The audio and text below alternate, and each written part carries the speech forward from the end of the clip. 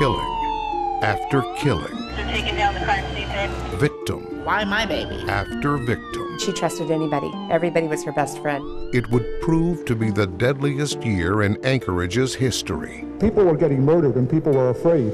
Some murders linked by a common thread. I have heard that there might be a serial killer. I guess he could have been hearing voices. Like, what were the voices telling him? How do you grieve about that, you know? It's like, I just want to go to his dead body and still strangle him. Is there evidence that they're related to a serial killer? And a surprising connection. I never thought that it would be a person that I knew and grew up with. This was his home. That's him, walking down the street. You see how his hand is like tucked in his coat. I think he had the gun in his hand. We don't want to broadcast that is the linkage and give the offender the advantage of changing weapons, changing pistols. I saw him with that bike, riding that bike, and he just smiled at me. And not one, but 3 eyewitnesses to a cold-blooded execution. She saw the first part of the gunfire from back in the other room. I saw the guy fall to the ground and then took the bike and just biked off. Off into the night, blending in. A killer among us. One thing I like about Alaska is that there's really nice people out here. Ask anyone in Anchorage why they love living here. Hiking, go fishing. It's nice weather. There are many trails to choose from. A lot of good places you could take kids to go play. I appreciate the unity. It's safe here. People like to say the city of Anchorage is just a short drive from the real Alaska. A land of mammoth glaciers, crashing tides, and world-class hunting. But there's plenty of wildlife here along the city streets. The great outdoors can still be found among the office towers, concrete, and corner stores. And for many, it's the reason they choose to live in Alaska's largest city, population 300,000. But what happens when the city's parks and trails turn deadly? Are we actually safe? It doesn't feel safe. I use these trails. I'm a member of the community as well, and like everyone else, I want to have answers. You have to believe that we are doing our best to solve it. If you say don't go out, then we've failed as a society. We've given up our public space. Like so many Alaska stories, the mystery began in winter, or so it seemed. An icy January morning. Anchorage police received a call at about 8:30. A popular trail overlooking the salt water of Cook Inlet. They had found a body at Point Warrenzoff. While investigating, police were shocked to find a second victim, a young man left to die in the cold. The victims? 19-year-old mother, Selena Mulinax, and a charming but dangerous young man who was supposed to be at home on house arrest. Oni Aber Morissette, with no witnesses. We just need closure. Some type of closure. And little to connect the victims. That was the first I'd ever heard of going out there. Mm-hmm. I never heard of the kid she was with that night either. The case went unsolved as winter turned to spring to summer. Across Anchorage, the news of more killings followed. At least 3 people were inside the South Anchorage home where a man was shot and killed today, and what the occupants described as an attempted home invasion. Good evening, everyone. We have developing news at this hour. Anchorage police are at the scene of a fatal shooting in South Anchorage. In most cases, there were soon suspects, arrests, answers. He is charged with murder and tampering with evidence. They were having words of some type, back and forth, back and forth. He called police to report that his girlfriend was not breathing. Today, 37-year-old Jeffrey McCracken is accused of killing her. And then, another early morning discovery on another picturesque walking path. 7:40 a.m. on July 3rd. A cyclist spots 2 bodies lying on a trail near the outskirts of downtown. We had gotten a tip from someone who was camping and said that they were walking their dogs. They had heard what they believed to be 6 shots. The dead included Brianna Foisey, a sometimes homeless 20-year-old with a learning disability But when it came to music, she could remember anything. who loved to sing.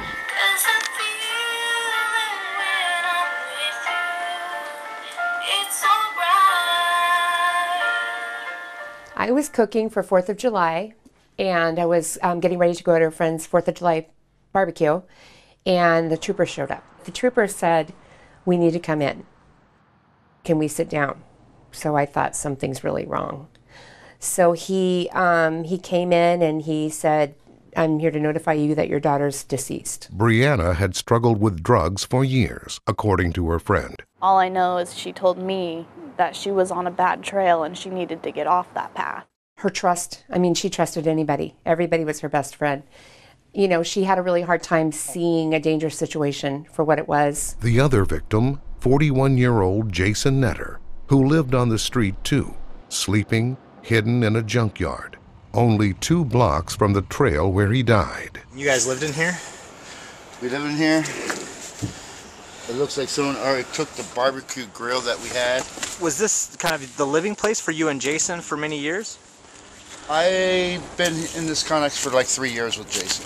Just like the January double murder that began the year along a coastal trail, police had few, if any, leads. We do not have any suspect information to release at this time, nor have we made any arrests. Stating once again, there is no apparent connection between the victims of this July killing. We do know that they knew one another. As far as the exact extent of their relationship, we don't have that information at this time. Though detectives found plenty of surveillance video from the area, not a single frame showed the killer or killers. No one passed by on the video that would have been our suspect. As for a possible motive, well, Jason Netter had a reputation for making enemies. I don't like to talk smart to any Tom, Dick, and Harry, and he likes to run his mouth like that. What kind of drugs was he into at the time? Meth, heroin, spice, marijuana, alcohol. His mouth gets him in a lot of trouble. And Anchorage had its fair share of trouble. Gangs responsible for so many killings in the 1990s were once again making their presence known in the city. Police used social media accounts, including these, to document evidence in criminal cases being prosecuted. Anchorage, like many cities in the country, was also in the grip of a heroin and opioid crisis. The unfolding tragedy of Alaska's heroin epidemic is ruining the lives of too many Alaskans. It's breaking families apart, it's driving up crime. Was Netter's death a drug deal gone bad? Brianna Foisey, an unlucky bystander. He has a handful of enemies for doing crappy deals. Friends thought so, like former roommate Gary Lose, who said Netter sometimes walked the long way to the nearby soup kitchen to avoid people he had crossed. All I can think of, like I said, dirty drug deal, man, went down. That's what my gut's saying. Perhaps a motive. Yet the case remained unsolved. With that first incident on Post Road with the double homicide, we don't have a whole lot of evidence gathered, particularly from that scene. And then, just 3 weeks later, at 3 a.m. on July 29th, another outdoor murder. 21-year-old Travion Kendall Thompson is gunned down on a lonely street bordering the woods. He was house sitting for my sister. He was just gonna go down, let her dog out, and come right back home. He was just staying here, basically babysitting the dog. But Travion Kendall, or Trey, was no gang member according to his family. He was a good kid. Like, he was a smart kid. Like, you know, just really caring. Would give anything to anybody. Like, my baby used to bring home, like, homeless people. He'd bring home anybody and just feed them. No guns, no drugs. When he wasn't at work, he filled his hours playing computer games. Who would want Trey dead? As big as he was, as tough as he wanted to seem, he was a big jokester with a big heart, and yeah, he was a giant nerd. That's one thing he was good at, you know, staying out of trouble. You know, he'd rather ride his bike and go catch some Pokemons or something, you know, rather than going clubbing. Trey had seemingly chosen a different path than his father, Bobby Thompson. I just got him in the mail. Who was serving time on drugs and weapons charges 360 miles away in Fairbanks. When family called to tell Bobby his son had been killed, it made no sense to him. More upset than anything because I didn't know who did it, and if I ever found out, it was just like, well, I can't do nothing because I'm in jail. And was that something that you kind of wanted for him? Did you want him to kind of stay out of trouble? Yeah, because I don't want him to be like his pops now, or his other uncles or brothers or whatever, so I wanted something different for him. But Trey's case was different from the other recent outdoor murders that had gone unsolved. This is where the investigation starts to take a critical turn. The body was This time, there were witnesses. maybe even 6 feet over, right? And it was like right where the rain gutter is where he was laying. Through this window, what did she actually witness? She pretty much saw everything. He looked, but he didn't see us. And what they saw was shocking.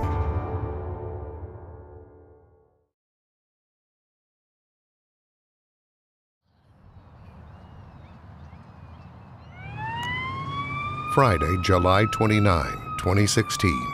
Already 17 murders in Anchorage in only 8 months, a record pace.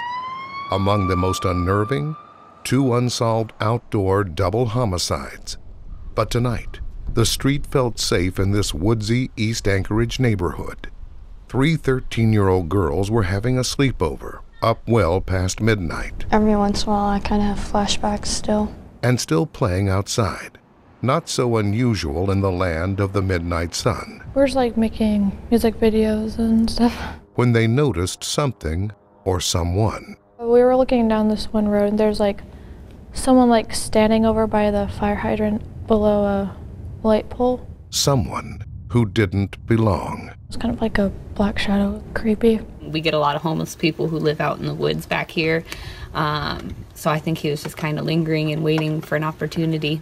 Then a second man appeared, younger, on a bicycle. We saw someone on the trail with a bike, and it kind of creeped us out, so we just went inside. Went straight to my room and then turned the TV on and watched TV. Moments later, We heard like gunshots, so we went to the window to see what was going on. shot after shot. I heard like 4 gunshots, so then we went out to the living room and looked through the window. I saw the guy like fall to the ground, and then the other one took the bike and just biked off with like a gun in his pocket. You could see the gun in the pocket. Yeah, he was holding his hand in the pocket with the gun. Then we opened the door to go see if there's a dead body or not, and there was. The body of Trey Thompson, the video game-loving 21-year-old who, according to family, was only in the neighborhood to check on his aunt's dog. He died just yards from her door. After it initially happened, before the cops got here, we were all we saw him in the road. It was very sad. I don't get him. Because my kid, apparently he didn't even look at him. Like, he didn't even glance his way. Police say the girls are heroes because while it was getting dark, the teens noticed things. Details that could help detectives, like the killer's clothing. He was wearing a camouflage jacket, and I think he had a backpack. His hair. Wavy shoulder, like a little bit shorter than shoulder length hair, and was like dirty blonde. His face. He was taking things kind of slow. He just kept on looking straight. For hours, the teens worked with an FBI sketch artist. How close did the sketch look to you, like the person that you saw? It was really close. But police weren't quite ready to release that drawing to the public, and they couldn't find any reason someone would murder the good-natured young man. We started to see where Mr. Thompson had been. We know that he had been with family members and had not provoked or done anything that would lead to have him in this confrontation. There was also surveillance video that captured an image of the shooter, enough to provide another clue. The Alaska State Troopers were able to do some calculations and some experiments to determine that this individual was of particular height. Tall, maybe 6'3", and he had calmly ridden away on Trey's distinctive yellow mountain bike. It was like bright yellow, had certain stickers. It wasn't, something that would blend in easily. Or we thought that people would see yellow. We thought that they would maybe clue in on it, we would see it, maybe collect it as evidence. And he kept the gun. All clues that could help solve the case, but police decided to keep them secret, at least for now, at the suggestion of the FBI. The Behavioral Analysis Unit made several specific recommendations to us. In a rare interview, FBI criminal profilers sat down with us to discuss their involvement in the case. In this particular instance, as we do with many serial cases that we get involved with, our advice was to not broadcast this as a series, specifically that it was attributed to a single offender. Despite the clues and a sketch, weeks passed without an arrest in Trey's murder. Families mourned, while Anchorage residents grew more and more uneasy. This is really hard. I miss my kid. And then just 1 month later, on August 29th, they are opening up the area at the trailhead. 2 more bodies found outdoors, this time in the middle of a beloved public park in the heart of Anchorage, named Valley of the Moon. 34-year-old Kevin Turner had recently become homeless. Mr. Turner was sitting in the pavilion area and was attacked. He was shot.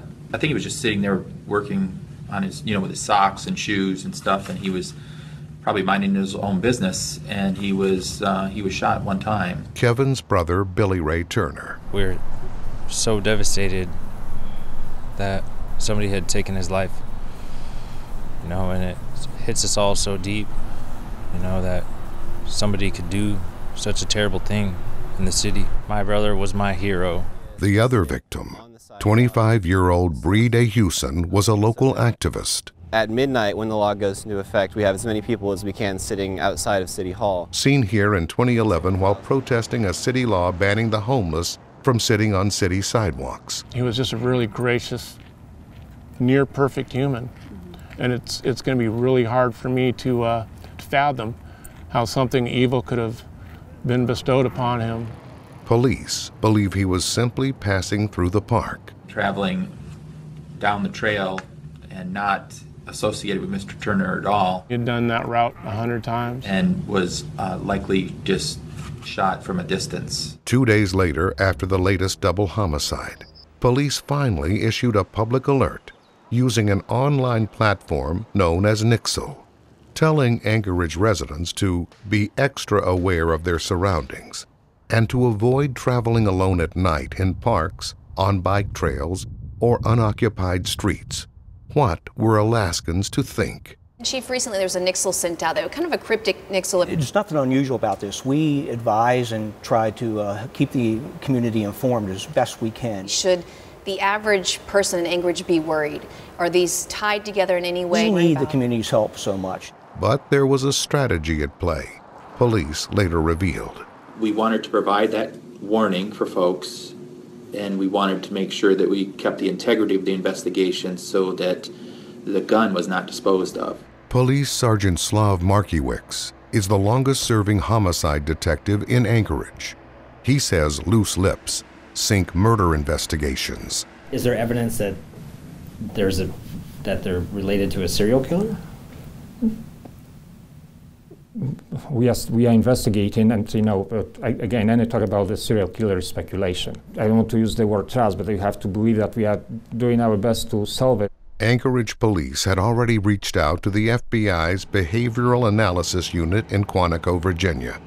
There, profilers recommended sending out the warning, but keeping important details of the case secret. And that was early in the investigation, in which we weren't quite sure if it was a series. And in this situation, we felt that it was probably a better avenue to not link them and not create that additional stir in the media.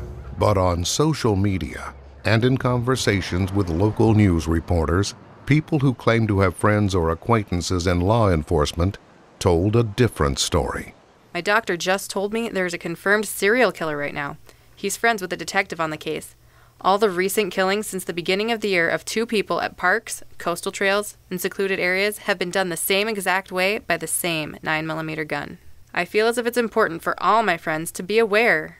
What's next? Fears boiled over at a neighborhood meeting with police at the very same park where 2 bodies had recently been discovered. People were getting murdered and people were afraid. Are we actually safe? It doesn't feel safe. We really feel for you, and we're here tonight for you. If you say don't go out then we've failed as a society. We've given up our public space. It's tough out there. It really is, and you got to look out for yourself, and we got to look out for each other. I have heard that there might be a serial killer. The worst thing we can do is speculate and cause rumors to go about. Impatience grew, and Trey Thompson's mother took to the streets to find answers and justice. We went through all the homeless camps. We went straight to people's camps, opened them up, look, hello. I was determined to find him. She and her sisters were out at all hours. I would confront random people. Every guy that kind of matched the description that they said, I would follow them. With little concern for their own safety. I didn't care. Yeah. And I seen,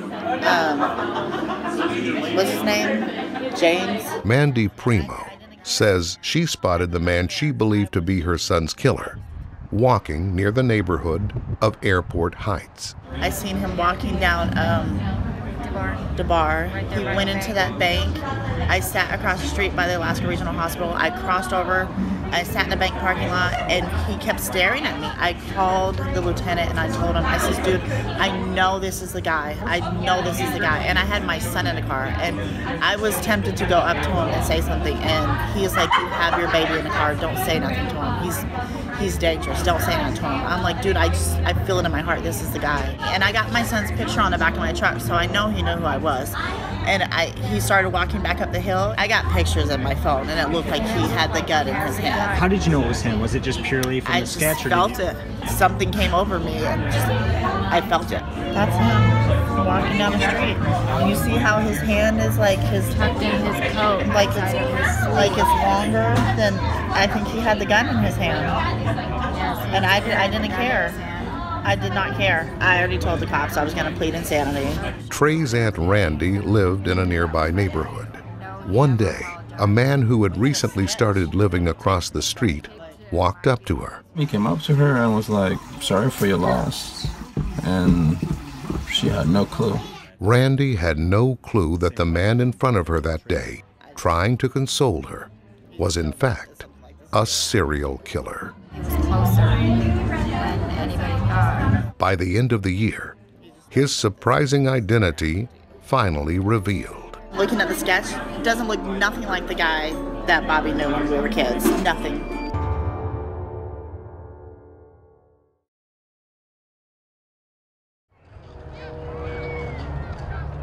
A city on edge, a string of outdoor murders, a sketch from 3 young witnesses who saw the unthinkable. But they weren't the only ones who felt uneasy about what they had seen. You know, you can get a feeling of somebody that's not friendly. Richard Reyes lives in Airport Heights. When I saw him with that bike, riding that bike, he just smiled at me. I called the police department, hotline. Some police officer was a woman, and I told her about it, but... So many tips, more than 175 in all, so many potential leads. Were police looking for multiple suspects? Or was it the work of a serial killer? And if so, FBI profilers gave police insight into who they might be dealing with. They noted, for example, 2 of the killings occurred in places frequented by the homeless. One of the things that we had from the behavioral analysis unit is that it was probably somebody who was at least on the fringes of either the homeless or the social service kind of mental health profession field. After all, it wouldn't be the first time a serial killer prowled Anchorage. Bakery owner Robert Hansen hunted Anchorage women in the 1970s and 80s, killing at least 17, raping many more. Joshua Wade admitted to killing 5 people beginning in 1994. Well, I was there just a year or so ago. Handyman Israel Keys is believed to have used Alaska as his home base to plot murders here and in other states. Israel Keys was an exception where he actually planned. It wasn't spur of the moment. And he did that over the years in different parts of the country. Was it possible another serial killer was on the loose, taking aim on Anchorage's parks and trails? The most compelling evidence detectives had. Really, through this whole investigation, that is absolutely the only clue that we had. Ballistic reports had so far been kept confidential. The only thing that we had at this point was the gun. We don't want to broadcast that is the linkage and give the offender the advantage of changing weapons, changing pistols. But police knew by now what the public feared. 5 outdoor murders, 3 different locations, all of them committed using the same .357 Colt Python revolver. A relatively rare kind of a gun, so it was unique. We had to hold that close to our vest because if it's disposed of, then if we did capture someone on another case, we would never be able to link the cases together. Not to mention the same gun was used in all of the homicides. That was pretty smart. The killer, after all, was probably listening. People who commit these serial crimes keep an eye, and in fact we've been able to verify that our suspect was watching the news and monitoring things that were going on in the investigation. What we do know from our experience with the behavioral analysis folks is that we don't want to provoke these people. As for the double homicide that began the year on that cold January morning at Point Warrenzoff, police eventually cracked that case, unrelated. But that still left 2 double homicides and the murder of Travion Kendall Thompson unsolved, all taking place within 2 months and a 6-mile radius, all now tied to the same weapon, wielded by a man witnesses had seen in East Anchorage, the man in the sketch. Is this person out there waiting to strike again, or do they have him narrowed down? Do they even have suspects? It would prove to be a chance encounter that eventually broke the case.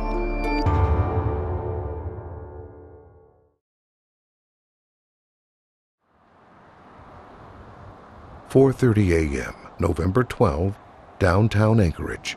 2 months after the double homicide at Valley of the Moon Park, a 911 call to police. A report of a cab defraud. In other words, somebody took a cab ride, didn't pay for the cab, and split and left the area. A 38-year-old patrol officer, Arn Solau, checked it out. Driving downtown, he spotted a man in the early morning darkness. Walking down the sidewalk that was in the area, kind of in the general area of where our suspect would be, commanded him to stop. Sir, Anchorage Police, can I get you to stop? But the man kept walking. Officer Solau eventually turned on his overhead lights, and I think the suspect probably thought he was cornered at that point. 11:30, does want to stop? I'll try to come off here at Home Depot.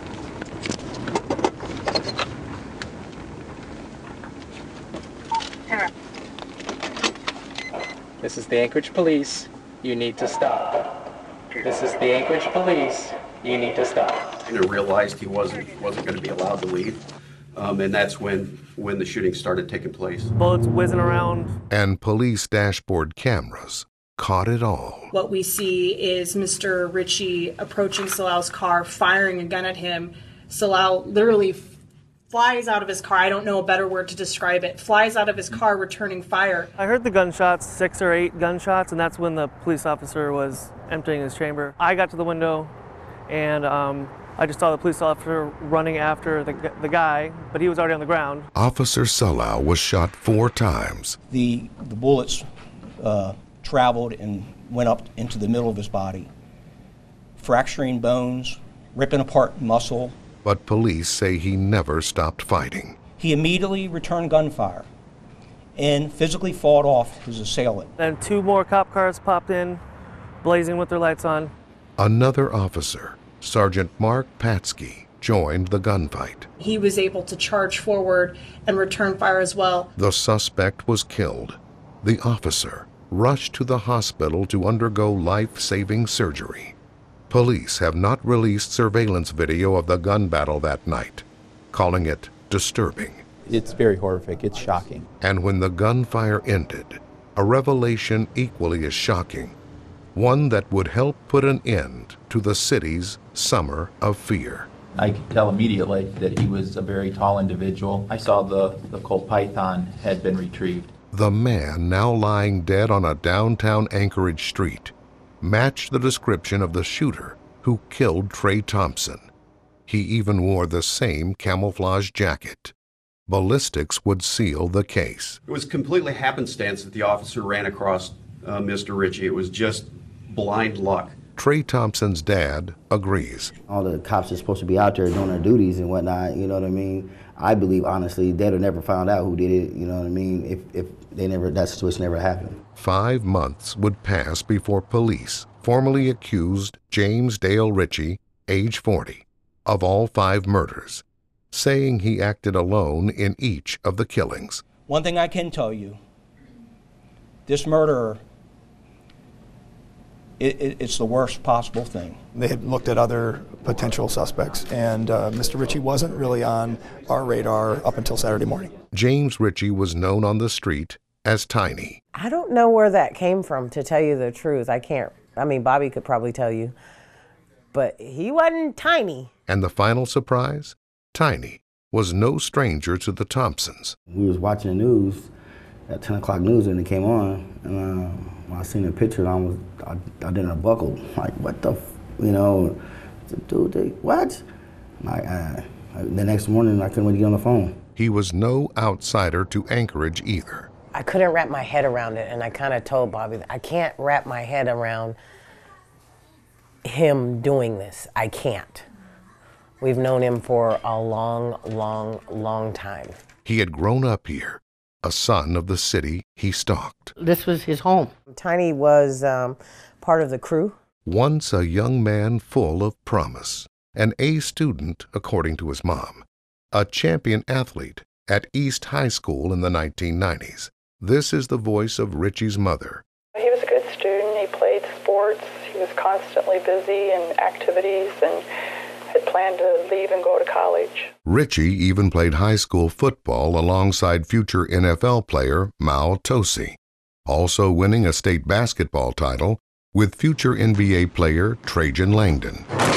And the police officer that Ritchie shot, Officer Arn Solau, also attended the same high school. He was a freshman the year Ritchie graduated. He came home and something happened. I don't know what. Old friends struggled to make sense of it all. Just because he had that gun doesn't mean that all those murders that happened with it were from him. They have a substantial amount of evidence that said that this was this individual. They're not going to do that. Do I believe that it was Tiny? Yes. Bottom line. I think the unresolved anger and the disbelief comes from he's already dead, and there's nothing we can do about it. Got a good supporting family out there. Bobby Thompson, Trey's father, couldn't believe the man he once knew as Tiny killed his son. He was cool, man. He was my brother Quincy's best friend. Childhood friends, more like family. Did he ever live with your family? Did he ever stay? Yeah. He did live with you guys? Yeah, days, weeks, whatever. Whenever he wanted to come over to the house, he'd come over. That's my mom's son. She loved him. Tiny held his son. There's pictures of Tiny holding Bobby's kids. Tiny left and went to wherever he went for college. So for him to come back to Anchorage and, you know, go through all that, it just doesn't make sense to me. No one could have guessed how James Ritchie's life would unfold. Despite his smarts, 1,200 on the SAT, and his athletic abilities, Ritchie had a dark side, which his mother addressed in a 1998 court case against him. I didn't even want to be around him. I didn't want him in my house. I just felt like he was just a time bomb waiting to either be killed or to be in jail for the rest of his life. But what pushed James Dale Ritchie to kill not once, but 5 times?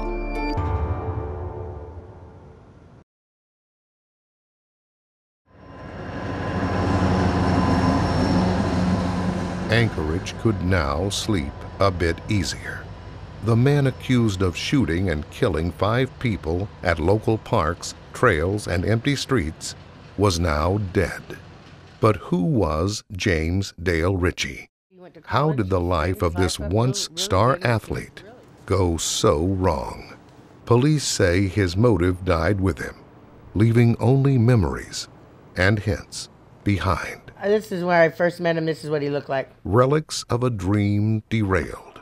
State championships, good friends, respect.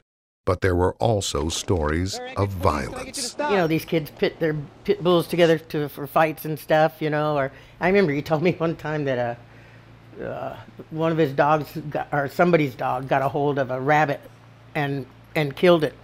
And when he told me about it, it was just like his mind. He was crazy looking when he said it.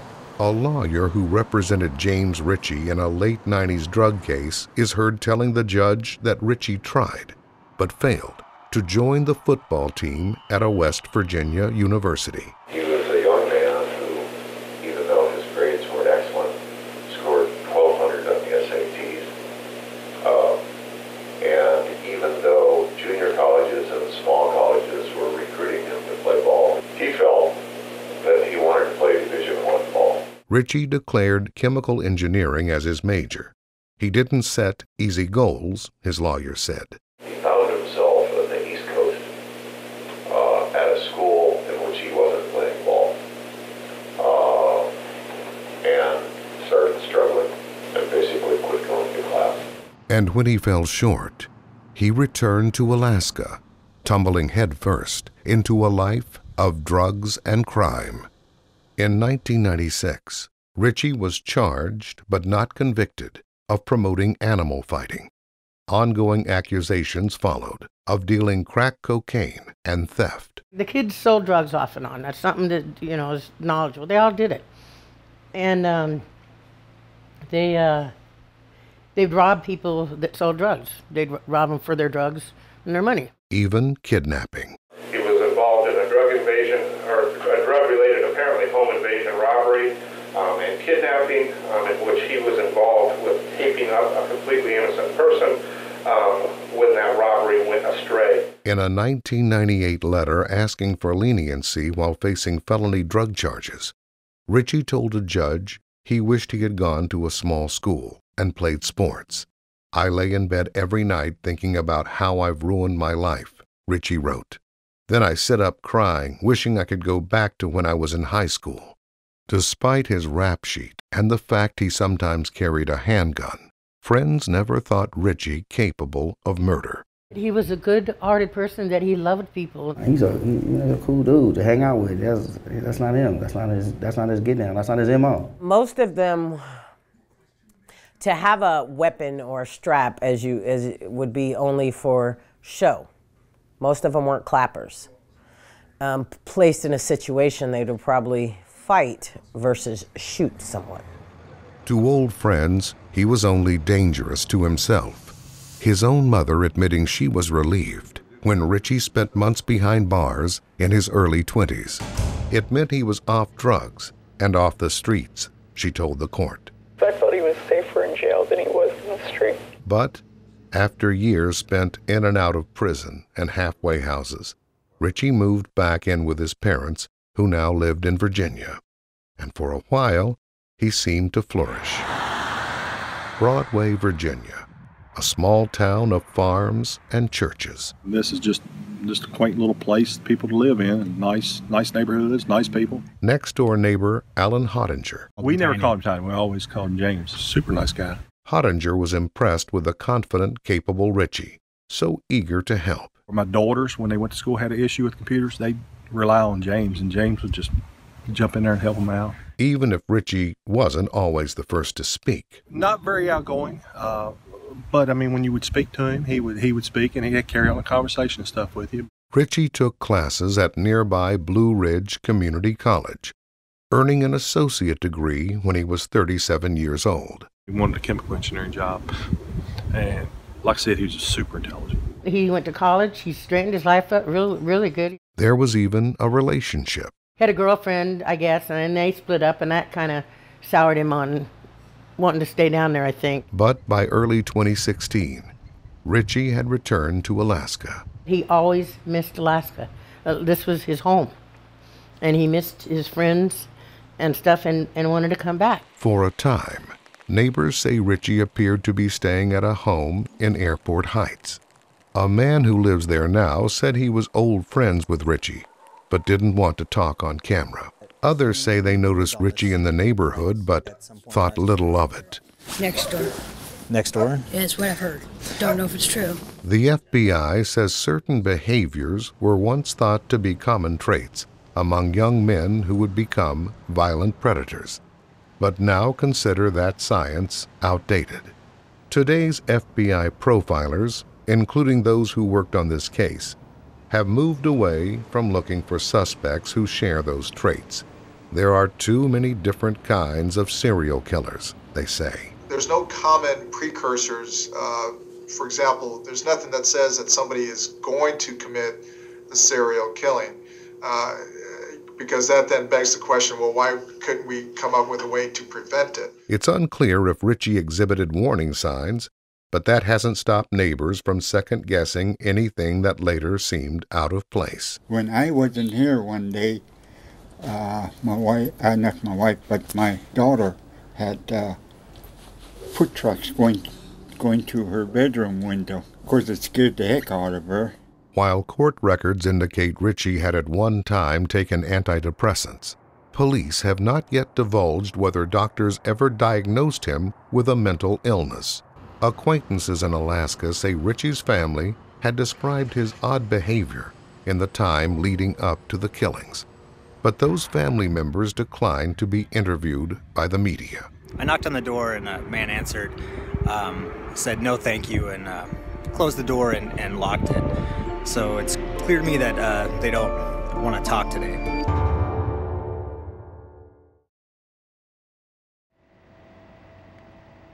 In April 2017, 5 months after Richie was killed in the gun battle with officers, Anchorage police tied up loose ends. Today, police confirm that the same man pulled the trigger in all 5 cases. We know one thing's for sure, that this serial killer that killed my brother is caught, and he can't do no more harm. And it feels like our parks are safe once again. Yet questions still remain. I can't wrap my head around him doing this. He came home and something happened. I don't know what. Why my baby? Police could not or would not offer a motive. They just think he was a highly disturbed individual. That's kind of one of the things I've had to come to terms with, is that, him being gone, we will never know. Others say motive doesn't matter. This man had no heart. He had no feelings for people around him, and he killed for fun. I mean, just for fun, like a sport. I think it was more so, serial killer's mind, being a predator. He saw the opportunity and he took it. Fear now subsiding. No matter the reason, there was now a chance for closure. I didn't have to worry about someone going around shooting people anymore. People like that are better off, not in the world anymore. So I think it's, in a way, almost a blessing that the cop was able to, get him, because he caused a lot of harm and a lot of heartbreaking stuff for a lot of people, It was like a relief feeling that I didn't have to worry about it. But for the victims' families, the pain remains, and the memorials. As much as she likes Marcella Foisey started a project that helps homeless youth in honor of her daughter Brianna. Aww. And the police officer who was shot by Richie yet heroically fought back? Hi, it's Officer Slough. A miraculous recovery. I want to thank everybody for everything that they've done for myself and my family, for my APD family, my law enforcement family. And there were also thank yous to the 3 young eyewitnesses who stepped forward. It's a letter that pretty much states she helped solve the murder by providing such an accurate sketch of the perpetrator. Because, they wound up being able to catch him after he got into the gunfight with that cop. Your courage to come forward and provide information sparked nearly 200 tips about the suspect. Thus closing the book on the most dangerous year in Anchorage history. The snow has since thawed on another winter, and life is once again returning to Anchorage's trails. Okay, so we're here at Valley of the Moon Park. Did the killings last year make you feel unsafe at all? Definitely glad there was a connection made, because then it was known. Do I feel safe in Anchorage? Yes. Dedicated, people who are here to serve the public and protect, and they follow through with it. It's safe here. It's beautiful. I appreciate the unity.